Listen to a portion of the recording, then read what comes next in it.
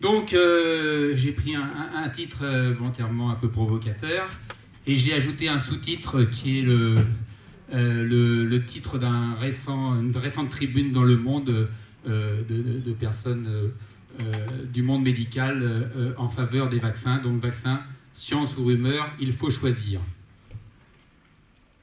Donc, d'abord, quelques mots pour présenter la FIS. C'est l'acronyme de l'Association française pour l'information scientifique. Et donc son but essentiel, c'est de promouvoir la science. Et il y a deux façons de promouvoir la science, de le faire directement, effectivement. Et indirectement, c'est effectivement souligner les problèmes liés au mésusage de la science, qu'elle soit fausse ou pseudo. Voilà. Donc c'est la fonction essentielle de cette association nationale. Et cette association nationale a quelques comités locaux dans le territoire, et notamment dans la région marseillaise, donc avec le comité local Marseille-Provence, AFIS 13. Alors, l'AFIS, évidemment, il y a quelques articles dans la revue que... Oui, j'ai oublié de parler de la revue, donc il y a une revue qui s'appelle Science Pseudosciences, qui existe depuis longtemps maintenant. Et donc, dans cette revue, il y a, notamment dans un numéro que j'ai apporté, il y a pas mal d'articles autour des vaccins. Et la FIS se manifeste aussi à travers des communiqués. Et un des derniers en date, c'était le 3 février, elle a signalé, avant même les médias français, une opération anti-vaccination qui se fomentait, entre guillemets, au Parlement européen et qui était motivée par une députée européenne, Michèle Rivasi, pour ne pas la citer, voilà, qui donc organisait cette opération qui était centrée autour d'un film, Vaxxed, qui a été tourné l'an passé et dont le promoteur n'est autre que M. Andrew Wakefield. Et Andrew Wakefield, vous le connaissez ou pas, en tout cas vous connaissez éventuellement ce à quoi il est associé. C'est lui qui, dans le courant des années 90, a créé le buzz autour du lien entre l'autisme et le vaccin ROR, rougeole, oreillon, rubéole. Voilà. Donc, effectivement, l'AFIS s'en est ému, puisque ce médecin est radié depuis longtemps, notamment pour fraude, et il a quitté le territoire anglais pour se réfugier, entre guillemets, aux États-Unis, où il a des oreilles assez complaisantes, notamment assez haut placées. Voilà, et donc finalement cette réunion, en fait après ça a eu un effet boule de neige, et cette réunion n'a pas eu lieu, en tout cas sous le format qui était désiré. Voilà, donc je pars d'un constat, un paradoxe français, puisque la France, ne l'oublions pas, c'est le pays de Pasteur, qui en associe notamment le vaccin contre la rage, à juste titre, et c'est aussi l'un des leaders mondiaux dans la production de vaccins, pour prévenir en fait une vingtaine de maladies infectieuses, avec le groupe maintenant qui s'appelle Sanofi Pasteur depuis quelques années. Et donc c'est également la France, le champion du monde pour la défiance vis-à-vis des vaccins. Donc ça c'est le résultat d'une enquête qui a eu lieu l'an passé sur 67 pays. Et donc la question était, je pense que les vaccins sont globalement sûrs. Et donc, la majorité de gens en désaccord avec cette affirmation se trouvaient en 2016, on imagine la même chose en 2017, en France. Et voilà. Donc, effectivement, ça peut apparaître comme une situation relativement paradoxale quand on met les deux bout à bout, et Pasteur lui-même aura du mal à s'y retrouver. Ça suggère, en tout cas en premier lieu, que la défiance vis-à-vis des vaccins, éventuellement, repose sur des spécificités géographiques, des spécificités nationales, et que celles-ci ne sont pas forcément tout à fait rationnelles. Et d'ailleurs, cette spécificité, il y a un autre particularisme à la française qui s'exprime au travers du lien, qui est spécifiquement français, de soupçons de sclérose en plaques en lien avec la vaccination contre l'hépatite B. Alors, face à ce constat, je vais essayer de répondre à quelques questions. D'abord, quels sont les facteurs derrière cette défiance, puisqu'il s'agit de croyances à contrario des connaissances, quelles en sont les sources, et éventuellement proposer quelques moyens éventuels pour y réagir. Alors, je reprends ça tombe bien, un document, un schéma que vous avez présenté, Didier. Donc effectivement, à la faveur des anti-vaccins, le contexte est effectivement tout à fait propice à la propagation des idées anti-vaccinales, puisqu'on se retrouve, comme l'a dit Didier, au niveau d'une phase où finalement les maladies pour lesquelles les vaccins sont produits ont globalement disparu dans nos contrées en tout cas. Donc les vaccins, quelque part, sont victimes de leur succès. Donc voilà déjà pour planter le décor. Et en fait, dans les niveaux de défiance, il faut quand même faire la part des choses. Effectivement, il y a d'un côté, donc j'ai fait un gradient rouge-vert, il y a des classifications différentes qui ont été apportées par différentes personnes, des gens spécialisés en vaccinologie. Et donc vous avez, aux deux bouts du spectre, vous avez tantôt des opposants, des méfiants, donc les plus radicaux contre les vaccins, et puis une majorité tout de même quand même de gens qui sont plutôt, sinon attentifs, en tout cas demandeurs de vaccins.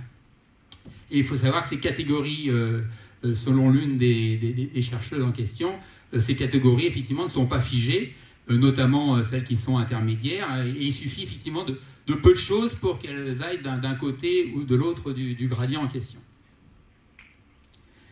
Alors, si on se met dans la peau d'un hésitant, quelques instants, comment se fait la prise de décision? Eh bien, la prise de décision, c'est essentiellement à l'écoute des médecins. Effectivement, donc ça c'est une figure qui est sortie d'une étude publiée l'an passé également. Et là, il y avait une question qui était quelle source d'information vers quelle source d'information vous tournez-vous, pour décider de faire ou de ne pas faire vacciner votre enfant. Et ça s'adressait essentiellement aux mères, puisque c'est elles qui majoritairement s'occupent de la vaccination des enfants. Et donc c'est selon l'âge des enfants en question. Et vous voyez que la barre rouge montre que c'est les médecins qui sont les premiers à conseiller les mamans.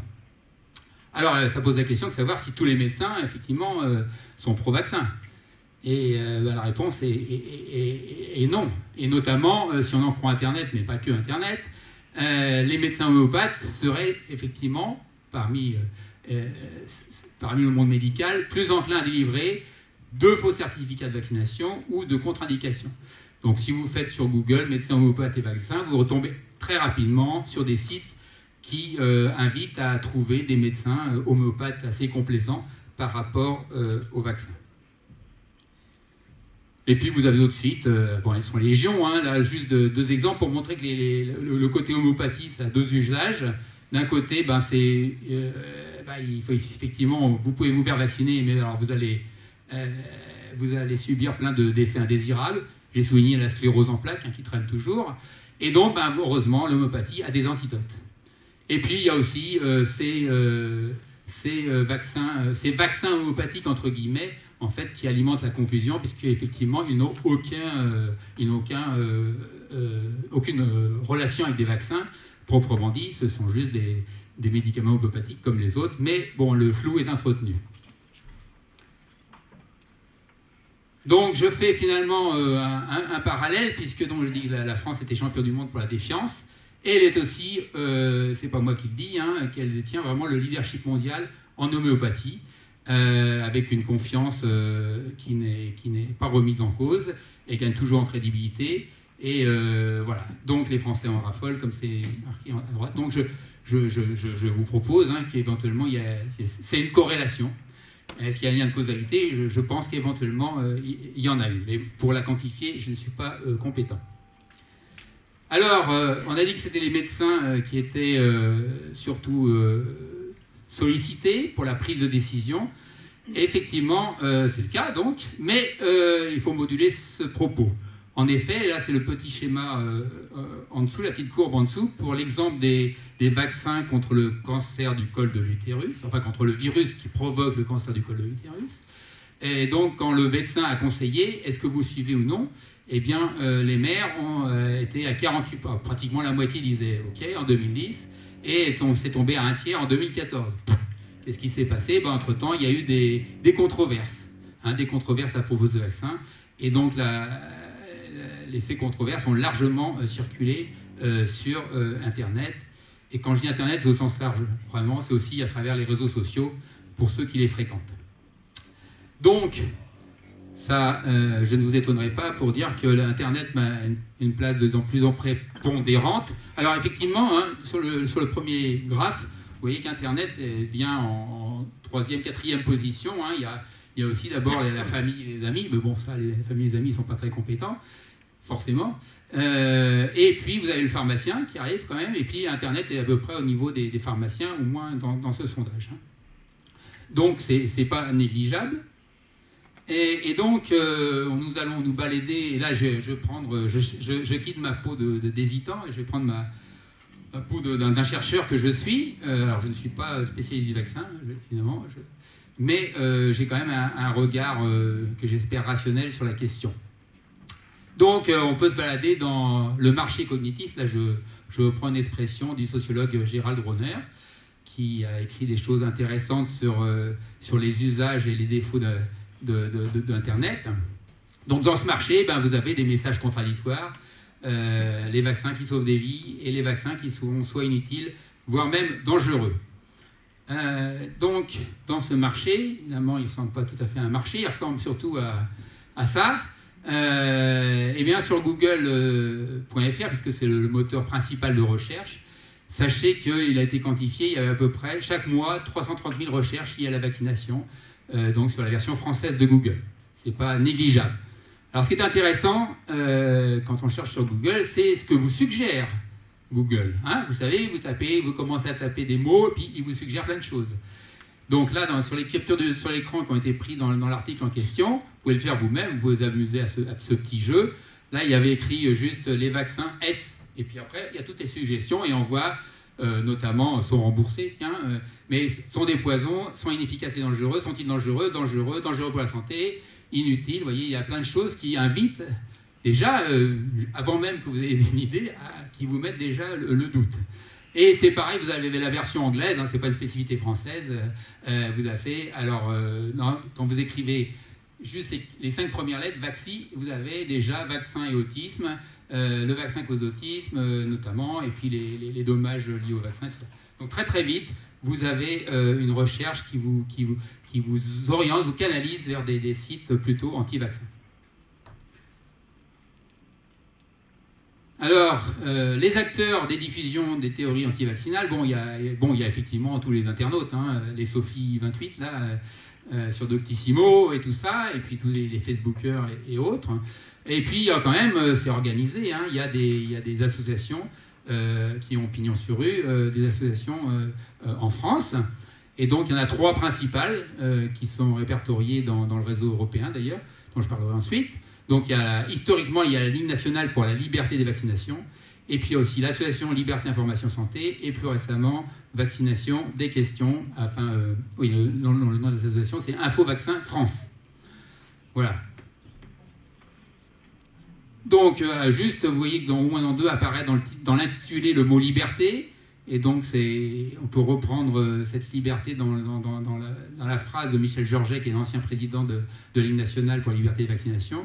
Il a écrit « Le choix de vacciner relève de la conscience individuelle et doit être librement consenti, en toutes circonstances et quel que soit le type de vaccin. Tous les vaccins comportent des risques. » Donc effectivement, dit comme ça, on peut être sensible, et notamment il peut être sensible au fait qu'on ait sa liberté individuelle de choix.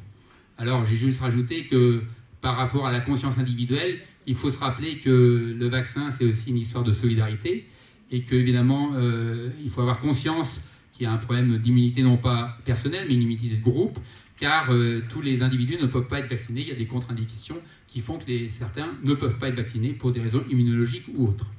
Et puis, sur l'aspect librement consenti, quid des nourrissons ou des enfants, puisque c'est les parents qui choisissent vis-à-vis d'individus qui ne sont pas en âge de choisir librement. Hein. Voilà. Donc déjà, ce problème de liberté pose des questions. Alors cette ligue, elle existe depuis, elle est assez ancienne, hein, puisqu'elle a été créée le 8 juillet 1954.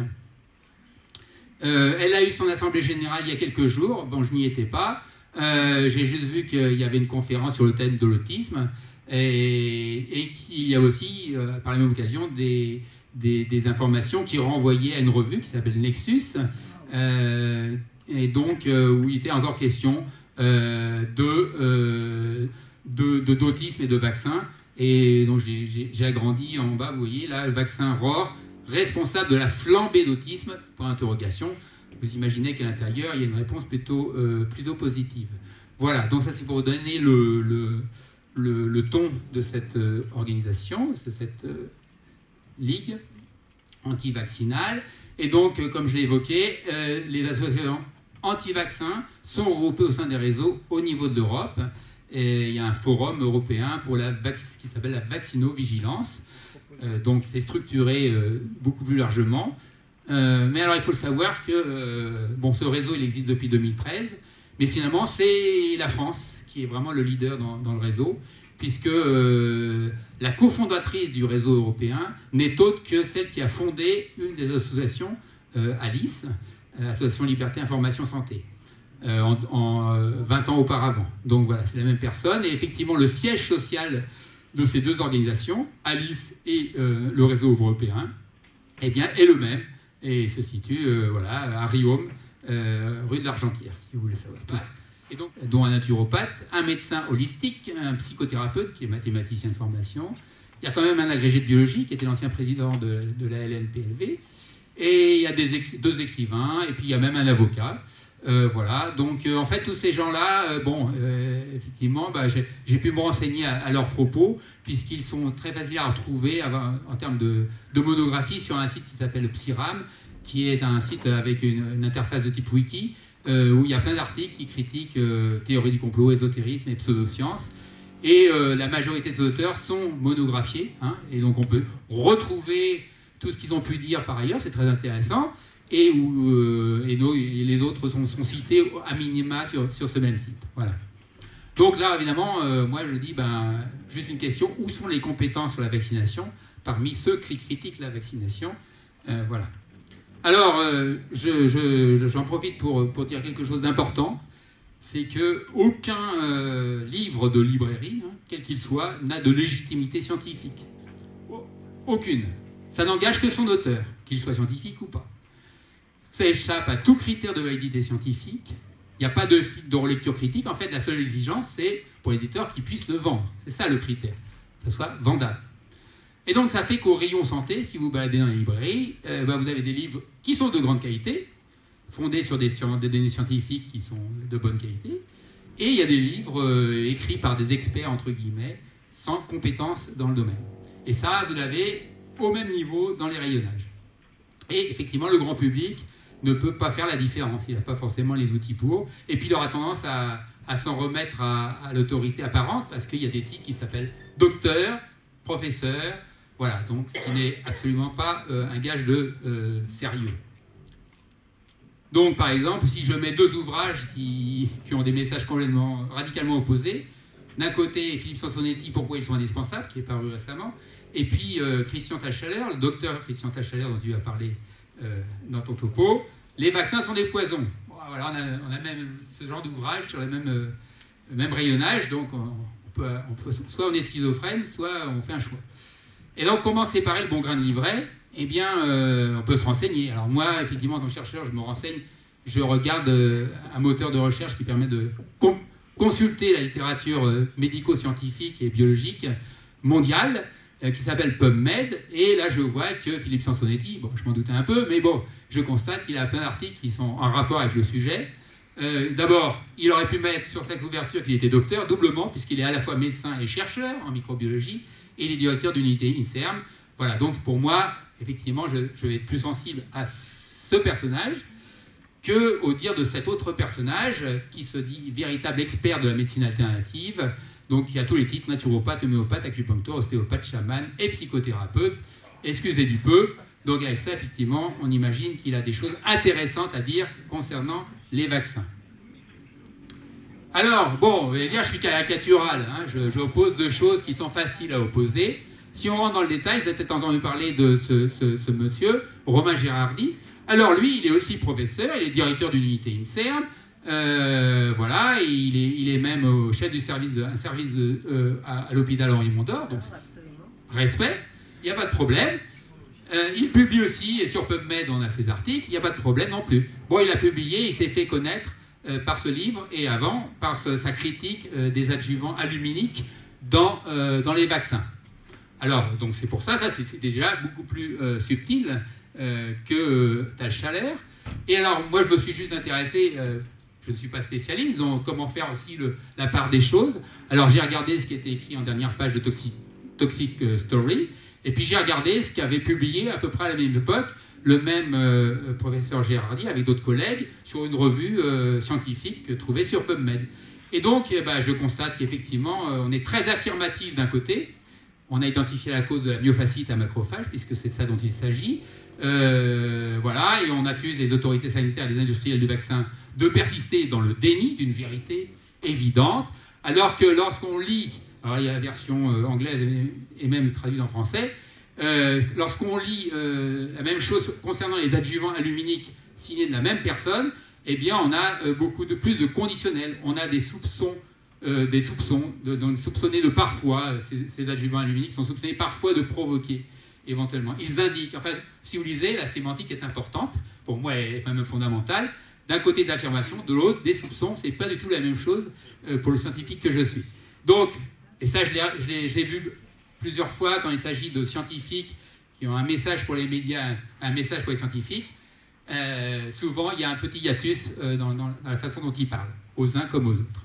Donc je souligne juste ça. À part ça, le professeur Gérardi, je le respecte, et il a le droit d'écrire ce qu'il veut. Il faut juste savoir qu'il ne dit pas forcément, il n'est pas aussi affirmatif quand il s'agit de parler à ses collègues. Voilà. Donc voilà, et c'est vrai que ces livres ont été publiés en même temps, c'est pour ça que j'en parle, parce que ça suggère aussi qu'il y a une controverse médico-scientifique. Hein, voilà. Mais en fait, elle est un peu en trompe-l'œil, cette controverse. Parce que d'un côté, vous avez une majorité qui est relativement silencieuse, hein, j'entends médiatiquement, mais pas scientifiquement, représentée par Philippe Sansonetti, qui est un des rares à s'exprimer, et puis de l'autre, vous avez une minorité active de scientifiques, hein, mais qui est relativement marginale néanmoins, mais qui est très exposée médiatiquement. Donc ça pourrait, dans l'esprit des gens aussi, vous dire, vous faites la poire en deux, 50-50, c'est une distorsion de la réalité, c'est pas 50-50. Hein. Alors ceci dit, Romain Gérardi ne met pas en cause, attention, soyons clairs, hein, si vous le connaissez, il ne remet pas du tout en cause les médecins, hein, les vaccins. Il jette la suspicion sur les adjuvants aluminiques concernant une certaine pathologie. Donc ce qui est déjà beaucoup plus limité. Alors, sur les rapports avec la science, juste quelques mots donc, qui vont avec les anti-vaccins. Donc de la négation aux petits arrangements. Alors la négation, elle est illustrée, je pense, ensuite. Voilà, vous avez des titres chocs pour en finir avec Pasteur. Hein. Un siècle de mystification scientifique. Et effectivement, si vous lisez sur une ligne sur la Ligue nationale, sur le site de la Ligue nationale contre les vaccins, eh bien, le pasteurisme n'est qu'une théorie scientifique que le corps médical est loin de partager universellement. D'accord ? Par conséquent, l'État ne devrait pas l'imposer. Voilà. Et quant à celui qui a écrit ce bel ouvrage, eh bien, on peut lire dans une phrase genre « Le microbe n'est pas plus responsable de la maladie infectieuse que la mouche du cadavre ». Donc ça vous donne le niveau de lecture et qui en met en cause effectivement plus d'un siècle de recherche en pathologie infectieuse. Voilà, bon, enfin c'est un vétérinaire homéopathe et psychothérapeute à l'occasion qui le dit. Voilà. Et donc c'est sur le site, d'ailleurs, là je vois que j'ai pris un extrait, un capteur d'écran du site Psyram, qu'on reconnaît à l'œil de chouette qui veille. Et c'est un, oui, je n'ai pas dit oui, après il a des grosses casseroles, il est adepte effectivement de la médecine germanique et tout ça, oui. Pour ceux qui connaissent. Alors aussi, les supporters anti-vaccination, ils utilisent quand même un peu la science pour avoir une crédibilité, évidemment. Alors par exemple, ils aiment bien dire de prendre les courbes de mortalité au cours du temps. Hein, il y en a donc vous pouvez trouver des arguments comme ça. Et alors effectivement, j'ai pris juste l'exemple de taux de mortalité lié à la polio. Donc vous avez une courbe aux États-Unis. Hein. Vous avez une courbe avec un pic pour un premier conflit mondial. Et hop, et puis après, extinction. Puis vous voyez que les vaccins, effectivement, ils ont été injectés en 55, puis en 61. Voilà, et bon, effectivement, les chiffres parlent d'eux-mêmes. On n'a pas l'impression que les vaccins aient quelque chose à voir avec le taux de mortalité. Donc ça serait la preuve que les vaccins sont toujours introduits à des périodes où leur effet est négligeable. et que les évolutions, en fait, c'est l'évolution de l'hygiène, des conditions sanitaires qui expliquent la disparition des maladies infectieuses et pas du tout les vaccins. Hein. Voilà, donc ça, c'est effectivement, ça paraît sérieux. Sauf qu'on m'aurait montré une autre courbe, hein, la même, relative à la polio, mais là, on prend le taux de morbidité. Et là, si on regarde le taux de morbidité et qu'on reporte les dates d'utilisation de deux types de vaccins, en 55 puis en 61, et bien là, l'image est complètement différente. Et donc, on a bien une corrélation, quelque chose qui va dans le sens d'un impact énorme des vaccins sur la maladie. Puisqu'en fait, les vaccins, ils ne sont pas faits pour soigner les maladies, n'est-ce pas? Ils sont faits pour prévenir la contraction de la maladie. Donc, c'est ça qu'il faut regarder. Il faut regarder l'incidence, la prévalence, ce qu'on appelle le taux de morbidité. Et ça, c'est le meilleur indicateur. Alors, ce que je présente ici pour la polio, vous avez les mêmes documents pour plein d'autres types de vaccins, chacun avec ses dates. C'est-à-dire que cette diminution de la morbidité, il faut quand même savoir que la polio, bon, si on n'en meurt pas, vous savez tous qu'il y a des graves séquelles, mais ça, on n'en parle pas. Hein. L'indice de mortalité, bon, effectivement, c'est quelque chose, mais voilà, quand on a la polio, on a d'autres problèmes autres que le décès. Donc, et ça, c'est vrai pour toutes les pathologies, et vous auriez des graphes adaptés, en fait, à l'introduction des vaccins pour chacune des pathologies. Donc, vous n'avez pas un effondrement général pour toutes les pathologies, c'est en fonction des vaccins. Donc, c'est des arguments forts, hein. Il y a plein d'arguments scientifiques pour montrer qu'effectivement, les vaccins sont bien impliqués dans le meilleur état de santé de la population générale. Donc, les antivaccinaux vont vous présenter la courbe du haut, et puis un scientifique raisonnable vous présentera les deux. Bon, là aussi, bon, c'est juste parce que c'est un exemple que j'ai trouvé qui était référencé sur Internet aussi, où on voit l'évolution de la coqueluche au Japon. Et puis on voit que bon, ça décroît. En fait, il y a eu plusieurs vaccins qui ont été testés. Et là, il y a eu des problèmes à un moment au Japon. Il y a eu des problèmes de deux enfants qui sont morts dans des conditions douteuses. Hop, ils ont arrêté la vaccination anti-coqueluche et boum, ça a remonté et ils l'ont remis là, boum, ça redescend. Donc ça, c'est pour montrer que là, effectivement, on ne peut pas appliquer des changements de conditions d'hygiène sur une période qui était moins de 10 ans. Hein, d'accord ? Le Japon n'a pas évolué en moins de 10 ans au niveau des conditions d'hygiène. Donc c'est ce genre de courbe, quand on regarde bien, de façon fine, on voit qu'il y a plein d'arguments en fait, pour démontrer l'efficacité des vaccins. Voilà aussi, le dernier exemple, qui traîne en boucle. Si vous rentrez cette phrase, vous la retrouverez sur plein de sites. Parce qu'évidemment, les sites il y a un côté viral dans les informations. Donc, tétanos, maladie non immunisante, pas d'anticorps antitétaniques chez un individu guéri du tétanos. Évidemment, comment le vaccin peut-il immuniser si la maladie elle-même ne le peut pas? Puisqu'un vaccin, c'est pour produire des anticorps. Or, la toxine, pof. Et bien, en fait, effectivement, c'est vrai. C'est pas immunisant parce qu'en fait, il faut une très petite dose de toxine pour produire les symptômes morbides. Et donc, en fait, une dose qui ne produit pas d'anticorps. Et en fait, le vaccin lui contient une version inactivée qu'on appelle une anatoxine, qui n'est pas dangereuse, mais qui est immunisante. Ça fait produire plein d'anticorps. Et donc, effectivement, si la personne est en contact et reçoit une petite dose de toxine, s'il rencontre le bacille tétanique, eh bien, elle est immunisée. Elle est immunisée puisque l'anticorps va neutraliser la toxine. Et donc, elle est immunisée contre une maladie non immunisante. C'est rationnel, même si on veut faire croire que ce n'est pas le cas. Donc je vais finir avec la dernière partie. Donc je reprends mon titre. Peut-on vacciner contre la crédulité? Puisque d'un côté on a des croyances, de l'autre la connaissance.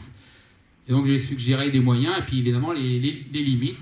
Voilà, c'est ma réflexion personnelle qui vaut ce qu'elle vaut. Hein. Donc d'abord, ça dépend du degré de conviction, de croyance. Je vous reprends l'image du début. Hein. Il y a un gradient.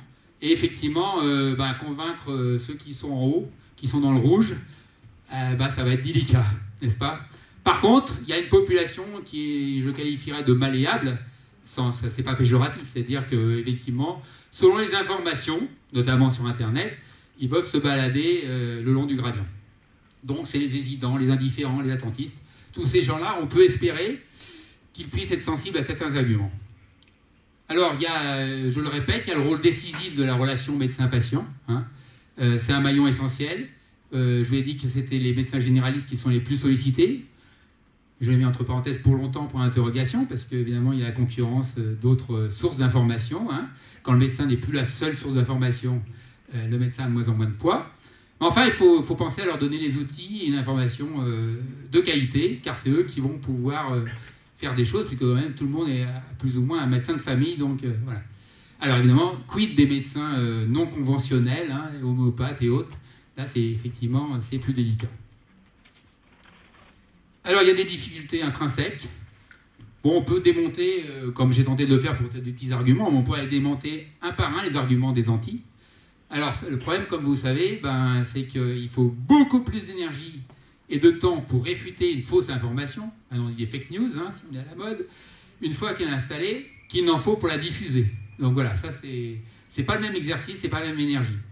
Et que l'information est indispensable, mais même si elle est délivrée de façon intelligente et pédagogique, il faut savoir que la décision individuelle vis-à-vis des vaccins dépend aussi de considérations non rationnelles qui sont variables selon les individus auxquels on s'adresse.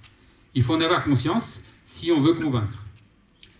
Alors, il ne faut pas lier les imprévus qui sont liés à la vaccination, car il y en a. Hein. Un des derniers en date, c'est le lien entre Pandemrix, qui est un vaccin anti-H1N1 qui a été utilisé en 2009, et les cas de narcolepsie, effectivement, qui sont authentifiés. Donc, il y a des imprévus. Hein. Voilà. Par contre, je le répète, ça a été dit avant moi, un traitement qui ne comporte aucun risque, ça n'existe pas. Donc, en fait, il faut toujours rapporter ces risques, ces imprévus, à l'ampleur des effets bénéfiques. Et donc, c'est la fameuse balance bénéfice-risque. Alors, évidemment, les anti-vaccins, ils regardent que la partie orange, c'est-à-dire les risques. Dans une vision équilibrée, il faut regarder l'ensemble. Et si on regarde l'ensemble, j'ai pris un exemple, je crois, voilà, sur la rougeole, eh bien, on a sur un tableau qu'on peut trouver sur un site en rapport avec l'OMS, eh bien, à gauche, vous avez les maladies, les risques liés à une infection par le virus de la rougeole, et puis comme problème lié au vaccin contre la rougeole. C'est ça qu'il faut comparer. Et donc, vous voyez, pour plein de cas, il n'y a pas photo. L'infection de la rougeole est beaucoup plus grave en termes d'otite, de pneumonie, de diarrhée, ou même de décès, hein, puisqu'il peut aller jusqu'à 5 ou 15% de la population infectée en certaines conditions. Donc, l'infection de la rougeole est nettement plus dangereuse que le vaccin, qui peut, là on voit par exemple, il peut y avoir une réaction allergique avec 1 à 100 000 ou 1 à 1 million de vaccinés. Voilà. Donc, il faut mettre les choses en rapport. Il ne faut pas nier les problèmes, mais il faut les remettre en rapport avec l'étendue des bénéfices. Et puis, je veux souligner aussi qu'il y a eu des problèmes, et il y a toujours des problèmes de rationalité du côté de l'information officielle, celle de l'État, du ministère de la Santé. Alors, juste 3 choses. Bon, je vous rappelle les aléas de la vaccination de l'hépatite B durant les années 90. Je ne vais pas les expliquer ici. Ceux qui les connaissent me comprendront. Il y a plus près de nous la gestion assez calamiteuse de la pandémie de grippe A H1N1 en 2009. Voilà. Et puis il y a cette dichotomie qui peut apparaître, et qui est d'ailleurs artificielle, entre le vaccin obligatoire et le vaccin recommandé. D'accord ? Et donc ça, c'est des maladresses qui sont répétées malheureusement des autorités sanitaires françaises, et c'est autant de brèches qui sont offertes et dans lesquelles vont s'engouffrer les antivaccinaux. Et c'est plus facile pour eux d'alimenter ainsi la crise de confiance quand tout n'est pas rationnel au niveau des messages officiels. Par exemple, si je prends le cas des obligations vaccinales, on a une situation européenne très disparate. Avec, là, vous avez listé tout plein de pays européens, avec des pays qui appliquent une obligation vaccinale, en couleur, en bleu, et ceux qui n'en appliquent pas en gris. Et puis dans ceux qui ont des obligations, les obligations concernent différents vaccins. Donc vous avez une mosaïque au niveau de l'Europe, et je pense qu'il y a, ça ferait du bien à la politique vaccinale, un effort de rationalisation à l'échelle de l'Europe serait nécessaire, à mon avis. Sinon, évidemment, le Français va regarder ce qui se passe en Espagne ou en Allemagne, il pose des questions. Il est tout à fait légitime. Donc vous savez qu'il y a un projet, et donc je finis un peu par là, il y a un projet d'obligation vaccinale qui est étendu, qui devrait être étendu, hein, ça va éventuellement se concrétiser dans les mois qui viennent. Le ministre de la Santé veut mettre fin aux incohérences. Ça c'est son but, mais ça ne va pas être facile, donc je pense qu'il va falloir mettre en place des outils pédagogiques particulièrement performants, et avec en sous-titre l'obligation, est-ce que c'est vraiment la meilleure solution? Ça, je n'ai pas de réponse, hein, c'est une question. Et puis là, juste ce matin, j'ai vu qu'effectivement, il y avait des médecins, il y a 200 médecins qui lancent un appel en faveur du passage à ces 11 vaccins obligatoires. Donc au moins, la ministre a déjà commencé à recevoir un soutien officiel, mais il faut savoir qu'il y a aussi, de l'autre côté, j'aurais pu prendre des titres avec des gens qui commencent largement à critiquer la procédure. Voilà, et puis oui, quand même. Dernièrement aussi, il y a quelques jours, il semblerait que la justice maintenant s'affranchit de la science. Ça, c'est éventuellement plus inquiétant. Donc vous savez pas, où je vous l'apprends, c'est que en fait, l'origine, c'est le vaccin contre l'hépatite B et un cas de pénal qui est français et dont on a sollicité la Cour de justice européenne pour donner son avis. Et elle a conclu en disant qu'il n'y avait pas besoin de fournir de preuves scientifiques, qu'un faisceau d'indices suffit.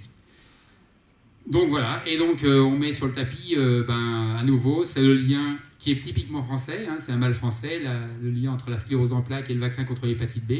Et évidemment, on imagine que toutes ces pseudo-victimes, qui se pensent victimes du vaccin d'hépatite B, vont ne pas manquer de rebondir, et ça va entraîner des procès à répétition. Donc ça va être une difficulté supplémentaire sur le chemin de la rationalité. Et ça doit être ma dernière, voilà. Donc je veux juste terminer en disant que c'est pas spécifique au vaccin, que la connaissance contre la croyance, il y a un combat médiatique inégal. D'un côté, il y a la science, qui a des exigences, qui sont autant d'handicap finalement, puisqu'elle doit faire appel à la raison, traiter des phénomènes complexes, c'est le cas du vaccin et de la vaccination, s'appuyer sur des faits objectifs, interpréter ça de façon rigoureuse. Et de l'autre, on a une pensée, au mieux pseudo-scientifique, avec des avantages, puisque finalement on sollicite l'émotion, ça c'est assez facile, on simplifie, on biaise les faits, et on a un discours qu'on peut qualifier de performatif, c'est-à-dire qu'on a des affirmations et on n'a pas des démonstrations. On a des affirmations et ça suffit pour convaincre certaines personnes.